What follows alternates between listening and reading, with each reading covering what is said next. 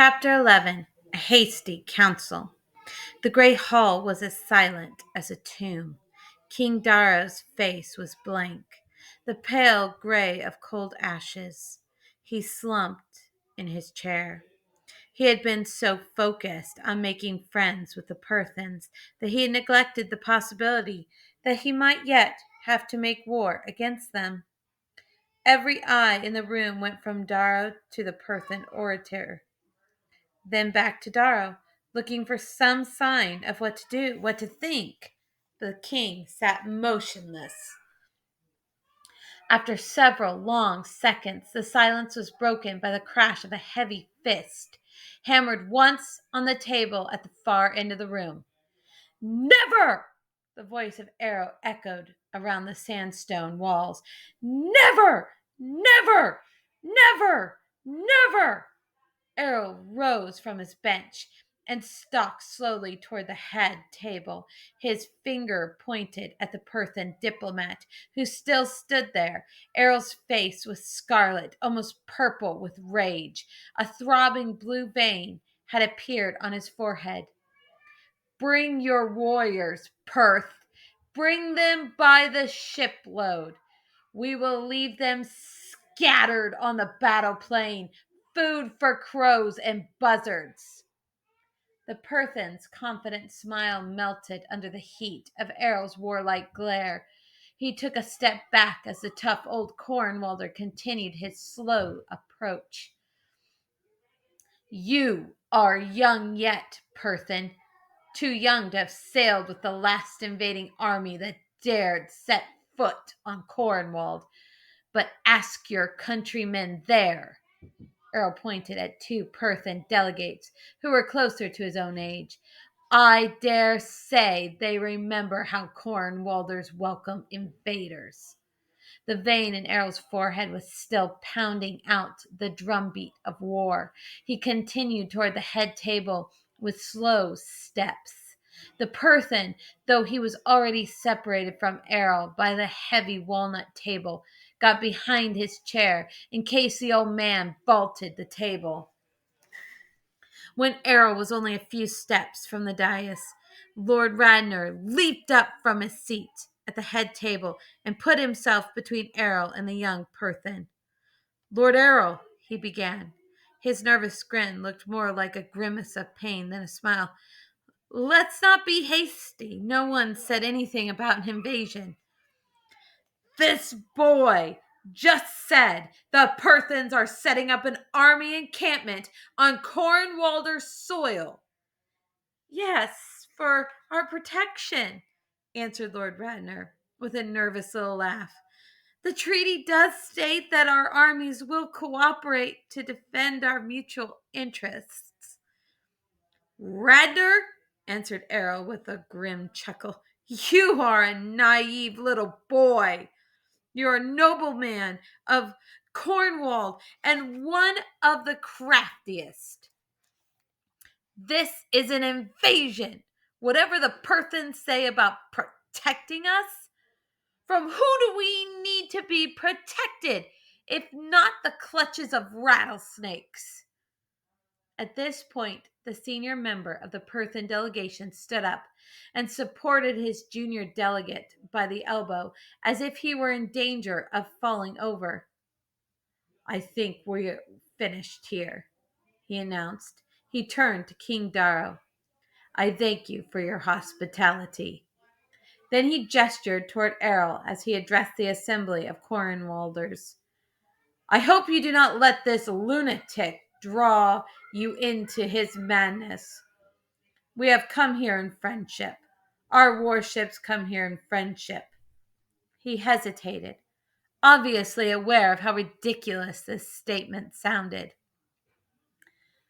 "Do not court destruction at the hands of those who would be your friends."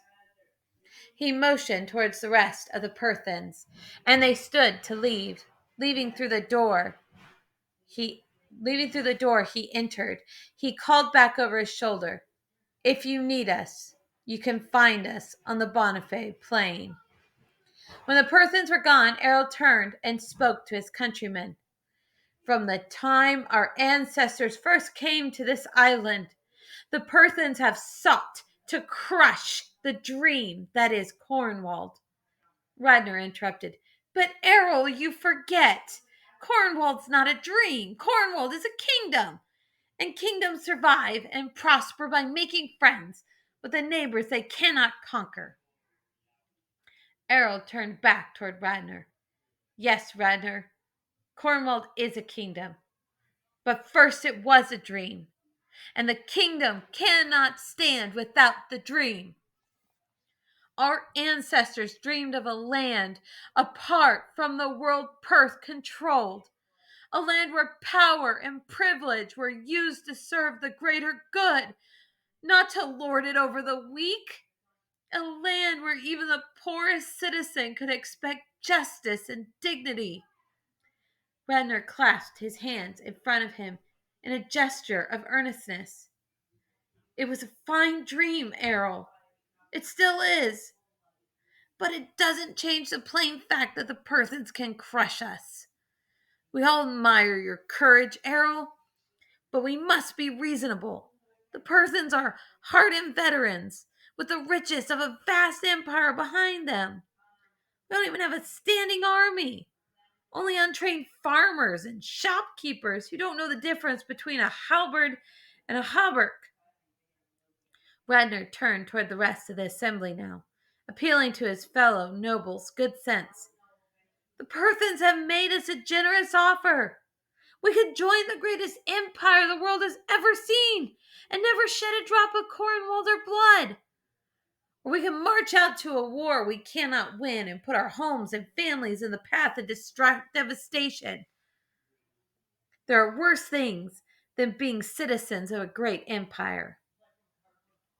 Arrol's face grew red again, and the vein in his forehead was again visible. You astonish me, he spluttered. For 33 years, in 4 different invasions, the Perthens brought the weight of a mighty empire to bear on this little kingdom. But the men and women of Cornwall proved themselves stronger even than the Perthens. We fought for something higher than mere conquest or the exercise of power. More to the point, something higher fought for us. Arrol pushed the right sleeve of his robe up to the elbow and pointed at a long dent of a scar along the back of his forearm, a gash made by a Perthen battle axe. Many such wounds I got and gave so that Cornwall would never play the lapdog to Perth. Many such wounds I got and gave so we could live in a kingdom unlike other kingdoms. He stretched his hands out toward his countrymen. And so did each of you, the 24 of Cornwall. There's not a single coward among you. He looked into the eyes of Radnor.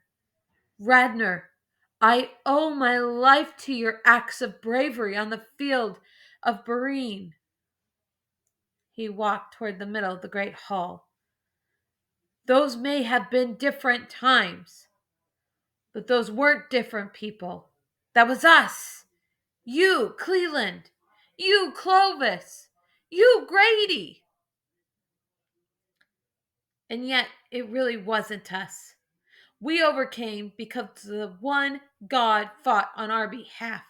The God who asks only that we act justly, love mercy, walk humbly. He gazed out at the ridiculously ornate robes of his countrymen. Radnor is right. Our chances of defeating the great empire are impossibly slim. But no slimmer than at any other time the Perthens landed on our shores. It has been nearly 10 years since the fourth Western invasion. 10 years of peace and leisure. In our comfort, we have forgotten that virtue is hard.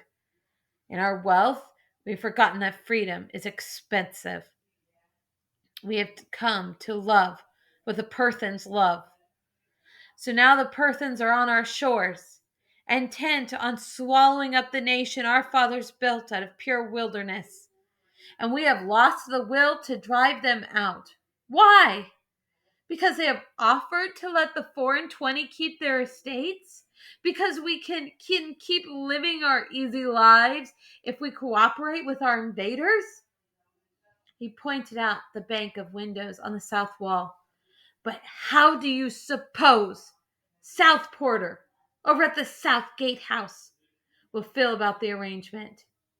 He has no great estate. All he has is Cornwal. And by the way, he fought as hard for that dream as anyone in this room did. He put his hand on the shoulder of one of Lord Bertumel's sons. Or what about our sons? The next time Perth decides to invade some little kingdom that once looked to Cornwall as a beacon of hope and freedom, they will call on our sons to do the fighting, and our great estates will seem mighty lonesome when they're gone. You say there are worse fates than being citizens of a great empire. But what could be worse than surrendering a dream to an enemy who was never able to take it by force? Arrol was shaking now. His speech was finished. He seemed 15 years older than he had looked that morning. He walked unsteadily back to his bench. King Darrow rose to his feet. It was the first time he had moved since the young person's speech.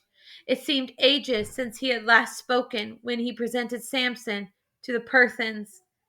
He was obviously moved by Arrol's speech. He saw the futility of appeasing the Perthens any further. Yet the Darrow who stood on the dais wasn't the decisive leader who led the mighty men of Cornwall in 4 campaigns against the invading Perthens. We will meet the Perthen army on the Bonifay plain, he spoke slowly. There was more resignation in Darrow's voice than resolve. The Cornwallers looked nervously at one another. Summon the cavalry. Began the shire musters. As the king spoke, the tension visibly left Arrol's body. His shoulders relaxed and his head tilted forward. At first, Aidan took his change in his father's posture to be a sign of relief, even pleasure at the persuasive effect of his own speech. Aidan, too, was relieved and pleased. But his pleasure turned to horror as he watched his father slump forward onto the table, unmoving and unconscious.